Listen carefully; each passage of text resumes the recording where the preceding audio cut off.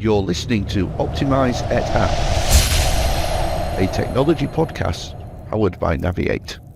Hello everyone and welcome to this podcast. My name is Bettool Jabur and joining me today is... Craig Schonborn. Hi Bettool, good to be here. Thank you very much. Today we're going to be talking about success management. Now, to get us into the first theme of this podcast, Craig, what is success? What is success? It's a tricky definition, I'd say, because success can be subjective. But that's kind of what I try to, let's say, make clearer. Success, I feel, is delivering what you've claimed to do and add more to it.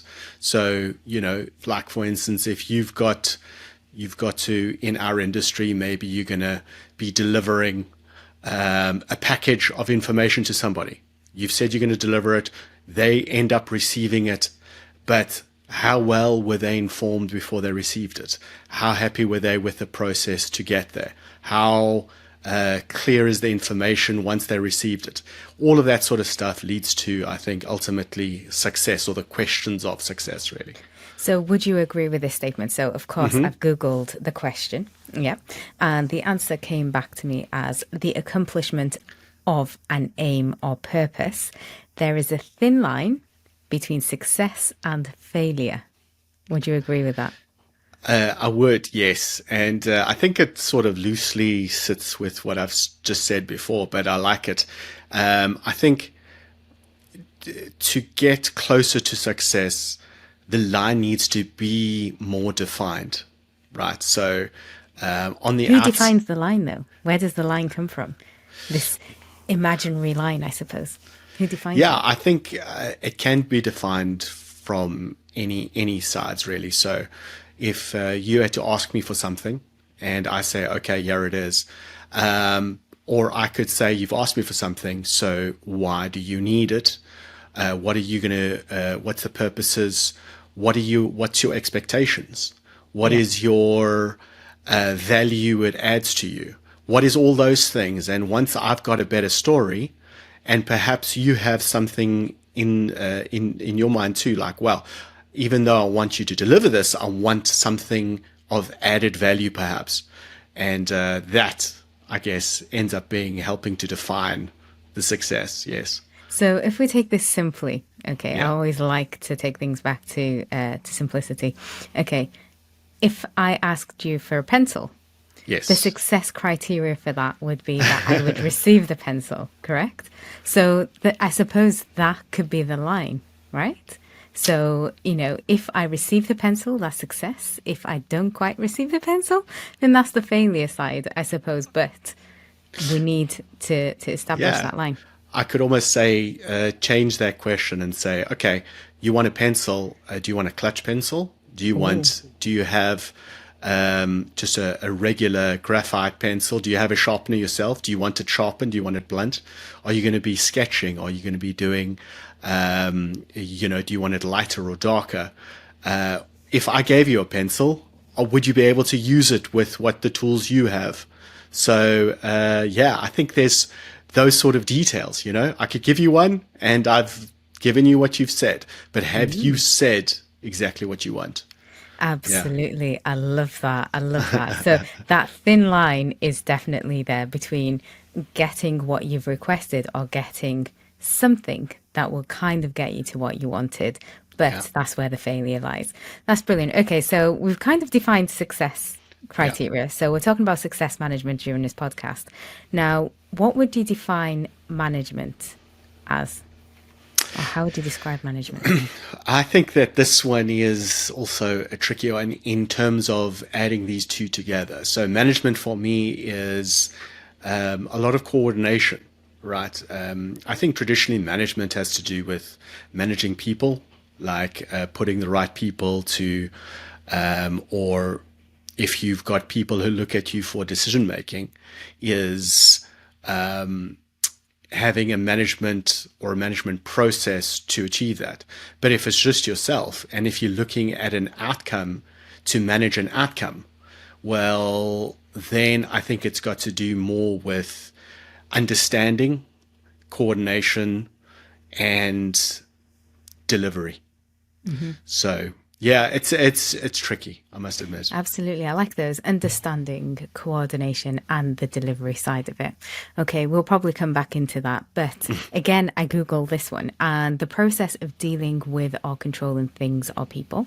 So very similar to what you've just mentioned. And here it also says managing the economy, or the management of the economy. Would you agree that every manager, I suppose, in every discipline, is contributing towards the greater good of the economy? Well, I feel the economy would run without me, but Would you, Craig? it'll keep going. I think, yes, we'll be okay. But worse off, but we would be okay. I think I've actually recently had a discussion with people about this on the management side. I think management, when it's especially got to do in the professional world, you end up having cost, and cost drives business, it drives the economy, it drives all of that. And at the end of the day, if you're managing something well in terms of, delivery and getting at the right cost, but you're doing it, delivering the information and all the needs, but you're doing it at a high price, which is, firstly, maybe you're charging more than the value you're giving. I think that's the economy side. Absolutely. And I think managers need to be aware of it, whether they even decision makers or not, regarding things like even fees. They should be aware of it and perhaps having an input in it, either directly or indirectly. Absolutely. Absolutely. It's that whole rounded experience, isn't it? Of what is it that you're producing? Why is it we're producing that? And what value at the end of the day it's going to have for your business and beyond. That's brilliant. Okay, so we've talked about success and we've talked about management. So now we understand the both. What do you do as a success manager? So my full title is Client Success Manager. So what I do is, we've got at Symetri, where I work, where we've got loads and loads of different clients, right? And some of them are seen as aligning with, say, my own expertise. I come from a design background, the management background, and so on. So I look at defining a client that, firstly, I can give added value to.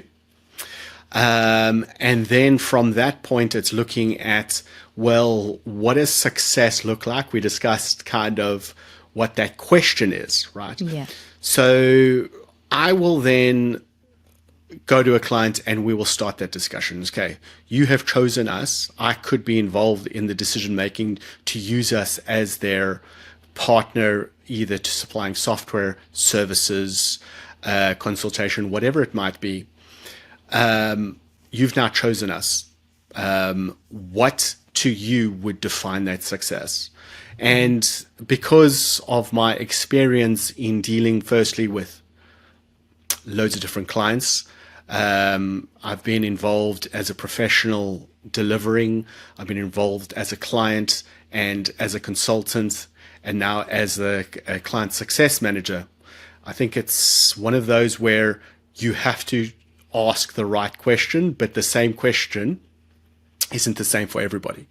Absolutely. And once you start, when you hit that right question, it becomes that sort of light bulb. Oh, okay. So if you're a very capable company and you're using us because we're maybe for our efficiency, we might have maybe a less of a hands-on approach, where we might be giving you the space to do what you're good at, because you're either experienced in using our services or software, etc.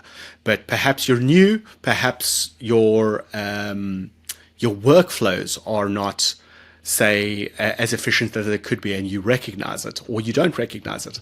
I could start getting into those areas and go like, oh, okay, so you have workflow issues. You've kind of maybe have workflows that may have worked 20 years ago, but with technology and so on, and the increase and building in of standards, it's kind of becoming more and more inefficient. I can then sort of help you look at that and help strategize to make that better. So in so doing, I don't just give you a service, I'm giving you added value on advice. And I think that's one of the bigger ones. Yeah. I think from your perspective, you've got the out of the box kind of look into a company, isn't it? And it's quite interesting what you say is that, you know, we can help you become more efficient, but helping the one client is different to helping another, because every single client is unique. It's not just every person, and you've got different teams that you have to adapt to. How is it that you kind of adapt to different situations and make sure that you have kind of documented, I suppose, the process, just to kind of say, oh, you know, this is what we've realized, and this is what we need to focus on. This is the outcomes. Do you have those really defined, integrated meetings with the team, with the wider team? Because it's really important to get the right people in the room, because if you don't, then it's going to be difficult for you, isn't it? How do you manage that? How do you do that? So I kind of look at it in a few ways. At the moment, I'm quite self-managed in terms of where I am. It's a relatively new aspect of our offerings, even though it's been loosely used before. So let me look at it first internally. I think it's important for me to have a good understanding of our whole offerings. Like Symetri, we have over 800 employees. We've got a massively diverse set of skill sets, cultures, regions, like I said, industries before, and it's really getting to understand as best I can what we have to offer. And then it's the same process for the clients, right? Understanding the clients, where they are, the size of their organization, perhaps, what their goals and objectives are, their spread, their region, the internal culture, and so on. So that understanding is important both, because I can't have a conversation one way or the other if I don't have that information. Absolutely. But then when the it comes, knowledge is key here, isn't it? The knowledge of knowing what you have to be able to help the client's needs. Yeah, exactly. And I mean, that's at the end, most of what I do is on the advice side. And how can I advise people without knowledge? The way I manage that is developing, right? So what I try and do is, you spoke about processes and so on. And that's, I think having actions continuously, I found, is important. Momentum is very important. When you're talking about loose delivery, when you don't have, a defined outcome, you know, and this goes back to success. You've got an idea, you've got sort of a vision, and that vision can get lost if it's not spoken about for a while. So keeping either myself or Symetri or the idea on the client's tongues, on our internal tongues, keeping a flow of dialogue helps momentum a lot and helps to manage that process. And if you speak to a client or somebody internally and you say, so I'm talking about this XY client, and they go, just remind me what that was about again. You know that you've left it too late, right? Yeah. They need to know, it needs to be something that they are talking about, not what they have to think what they did before. Yes. Yeah. So that's kind of where it is. It's a good point, isn't it? Because we can easily get lost with the other noise that you might have around instead. So you get lost into those, but keeping it alive and keeping it fresh, I suppose, is always a part that we need to kind of look into. Coming up next on Optimise et al.